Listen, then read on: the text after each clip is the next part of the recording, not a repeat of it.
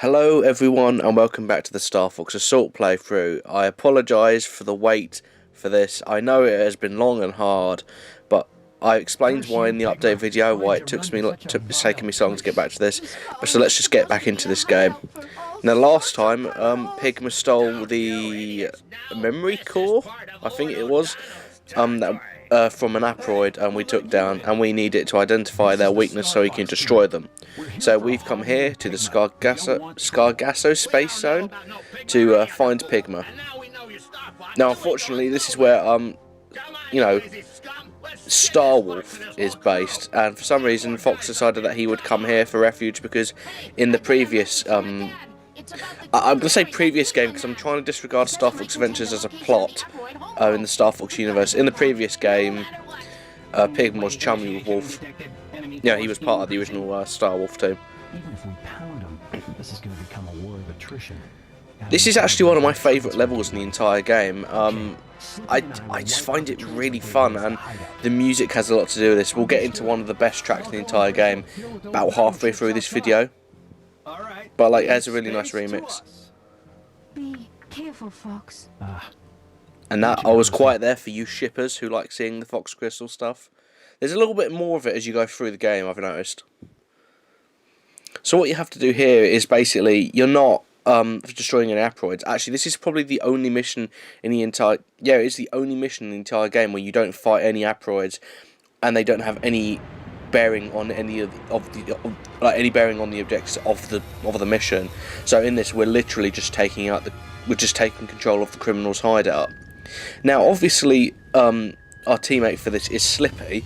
I don't know why. You'd think Falco would be more appropriate considering his background as a gangster, or as part of a gang, actually, more than a gangster. If you want to see that, check out my review of Farewell Beloved Falco.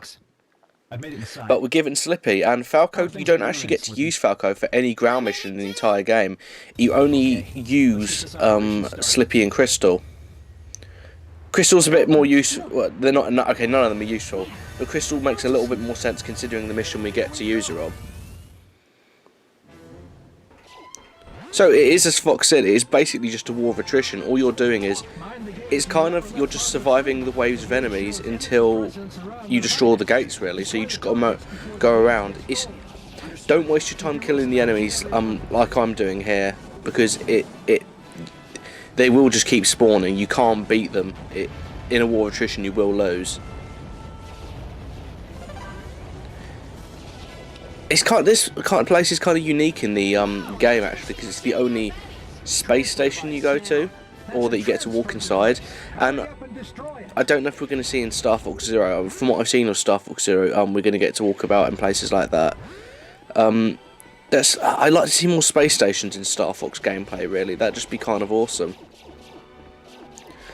Now, at the time of the recording of this video, Star Fox Zero has actually been delayed, and honestly, it looks like the Wii U's future is not looking that great, because let's be honest, there's nothing really great on Wii U coming out, and like Nintendo were kind of banking on Star Fox, kind of saving it a little bit. So it makes me just think, why not just wait until the next console comes out, then put it on that? Don't bother with the shitty Wii U gamepad gimmicks, which I'm so tired of it. You know, like, just give us a graphically cool game. Give it an epic, cheesy, campy story. Like this story, I'll get into more as we go along the actual plot and get into some of the actual bits of character arc and stuff like that. But like, this isn't the greatest story ever composed, but as a Nintendo story, it's got a lot more going on than it usually does, and I think it succeeds at it really well. Like, there's some legitimately good character development in it, and like subtle little arcs that play into the story, and you notice on second playthroughs, like, the characters definitely do change. Like I said, it's got a lot more going on in it than an average Nintendo plot, and this is kind of me talking about a company that has used basically the exact same plot for the past 30 years in video games, for like both Zelda and Mario, so they're not really used to trying different things with plots. I was talking about music. Now, actually, the music that's being used here is actually a remix of the Sector Y and the Solar themes from Star Fox 64. And if you look out the if you look out in space, you can apparently. It's been rumoured that you can actually see solar. I'll point it out if I see it later on, but I've never really noticed it. Listen up, scum. We protect the elevator to the end. Now, these ruffians, as he was named there, ruffian, which is very British, kind of a weirdly British slang word. This is the highest area in the hideout. If you actually look on some of their gear in that, they actually have the Andros insignia on it, so it kind of makes me think that these used to be Andros' soldiers, or remnants of the army from the beginning of the game, the ones we fought with Oikini. So the ones that were sided with Oikini that we were fighting. Barriers are your lifesaver against. See these robots here that I'm standing in front of right now? They're kind of tough to beat, actually. All you have to do, just use a charge shot, but if you haven't got a barrier, they can do a lot of damage really quickly if you're not careful. Now, the way I'm getting these platforms is, you could argue, the wrong way to do it, because like in a minute we're going to have to go all the way back down to the R-wing. So what I would suggest the best, quickest way to do it is go up here and take these two first, and then you won't have to waste time going back down, because like there's a cutscene in a minute, and then straight after you can see I'm running back to the elevator, because the music stops playing and this cutscene's going to play, and then you immediately have to go back down to your R-wing. Oh, this music, Star Wolf's sexy new theme. I'll be quiet for a second. You're on my turf now. Watch your step, Fox. I think I'll torment you a bit before I cook you. Yep, Star Wolf now only has 3 members, and here's their new member, Panther, who I guess he's kind of like an interesting parallel to Wolf and Leon. Wolf's all business and he likes fighting. Leon's an absolute sadist, and Panther's kind of like a romantic criminal, I guess. I like the fact they've kind of changed these characters up since Star Fox 64. They're a lot more interesting now. Like the fact that Leon's a complete sadist is kind of like oddly edgy for Nintendo. We didn't come here to fight with Wolf and his team.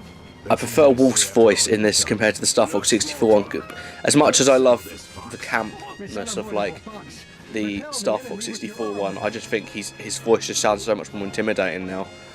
And like I was talking about character development, the bond between Wolf and Fox is legitimately interesting in this game. You only see it a little bit now, and through their dialogue, like Wolf genuinely wants to maybe not kill Fox, but oh god, we're not leaving Slippy in charge. Like he doesn't want to kill Fox, but more beat him into submission and prove that he's better, basically.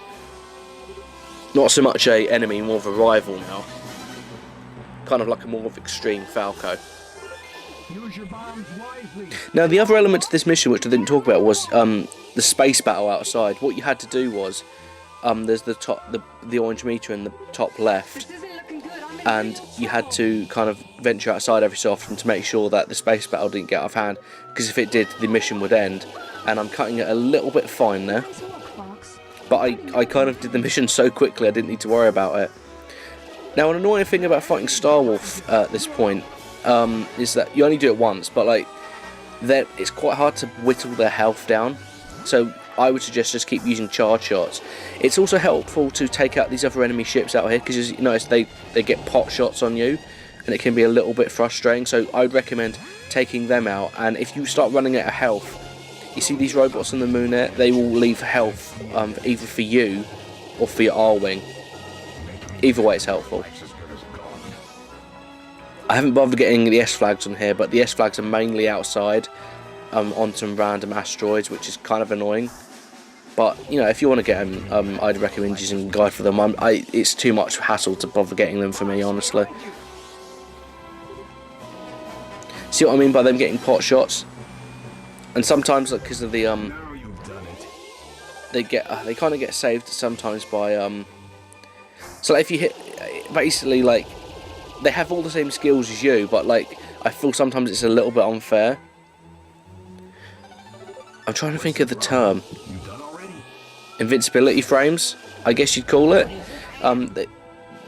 You kind of notice it, like it's kind of hard to notice when you're watching me play it here, but they do have See, like if I tried to shoot him right after hitting him with that charge thing, he would just roll out the way and you won't be able to hit him. You kind of only get one chance to hit them, and that's kind of it, which is why I recommend using the charge shots, because it's the most damage you can do and it's the easiest way to get their health down, honestly. Now when you're out here, both Falco and Crystal are going to get attacked by enemies. I don't think I'm going to I don't know if I'm quick enough to like defeat them before they do it to Falco, but you notice that I nearly lost Crystal there, who's obviously very important to the team. Oh, there you go. Falco's got an attack now. I would like to point out, I think I've pointed this out, it's been so long honestly, but Falco gets attacked the most out of any of your teammates, and was said to be the ace pilot at the beginning of the game. He's such a useful commodity. Sorry, Fox. I'm not too proud of Neither am I. I'm sure nobody watching this is proud of that. There we go. And if you notice as we destroy them, they just burst into fucking flames. They should be dead. I wish Panther was. As an ex-fanfiction writer, I hated the whole thing between Panther and Crystal, but that's probably getting a little bit too deep into my personal life.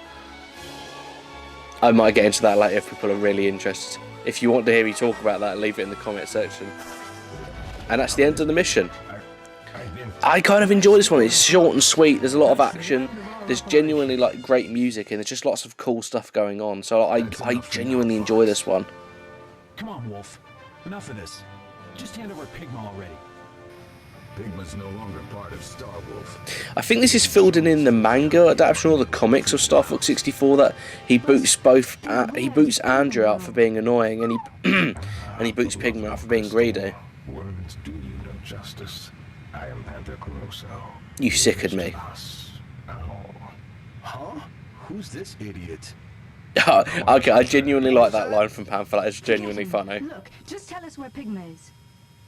How can I resist this beauty? I believe the comm record will... I kind of hate the fact the mouths don't move when they're in the cockpits, to be honest. That was a detail I really liked to the Star Fox 64. Remember this, Fox. Star Wolf will take you down one. Hang on a minute. Where are they going? This is their hideout. Why are they leaving? Okay, whatever. Anyway, that was mission 3 of the Star Fox Assault playthrough. Let's see what rank we got.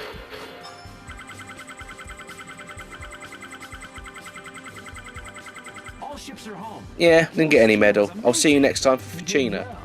Considering the circumstances.